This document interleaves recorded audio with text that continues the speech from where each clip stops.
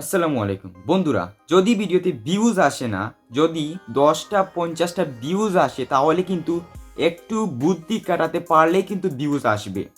তো সেটা প্রতিটি ইউটিউবের ক্যাটাগরির জন্য, শুধু একটি ক্যাটাগরির জন্য নয়, প্রতিটি ক্যাটাগরির জন্য বন্ধুরা। তো আপনাকে যে কোনো ভিডিও ইউটিউবে আপলোড করার আগে আপনাকে অবশ্যই কী করবেন, ইউটিউবে গিয়ে সার্চ করবেন। ইউটিউবে গিয়ে সার্চ করে লিখবেন যে কোনো টপিক।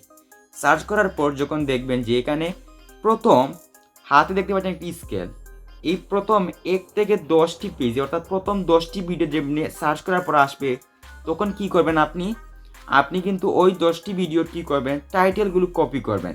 এক এক করে কিন্তু টাইটেল টপিক করবেন। আপনি কপি করার পর আপনাকে যেটা করতে হবে, আপনাকে অবশ্যই টাইটেলটার ডেসক্রিপশন ইউজ করতে হবে। কেন বলছি, কারণ এইগুলো ইতিমধ্যে সার্চে রয়েছে। তো আপনি যখনই টাইটেলটি কপি করবেন, ডেসক্রিপশনে বসিয়ে দেবেন, টেক্সটের অপশনে বসিয়ে দিলে কিন্তু ভিউজ পাবেন। এটা রেজাল্ট আমি নিজে পেয়েছি।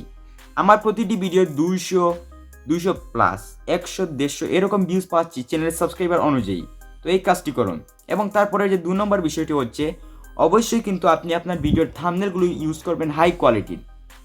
যখনই আপনার ভিডিওর ভিউজটা কিন্তু আসবে খুবই কম, তখন আপনাকে কী করতে হবে বন্ধুরা, আপনার থাম্বনেলটা কিন্তু চেঞ্জ করুন 3 ঘন্টা পর পর।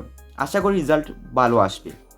ইনশাল্লাহ ভিউজ পাবেন সবাই। ইউটিউবে সবাই এসেছেন, ইউটিউবে একদিন সফল হবেন যদি সঠিকভাবে কাজ করেন। তো আজকের ভিডিওটি কেমন লাগলো তা অবশ্যই কমেন্টস করবেন। নতুন নতুন ভিডিও পাওয়ার জন্য অবশ্যই চ্যানেলটিকে সাবস্ক্রাইব করতে ভুলবেন না। ধন্যবাদ বন্ধুরা, অনেকটি ভিডিওতে আবারও দেখা হবে।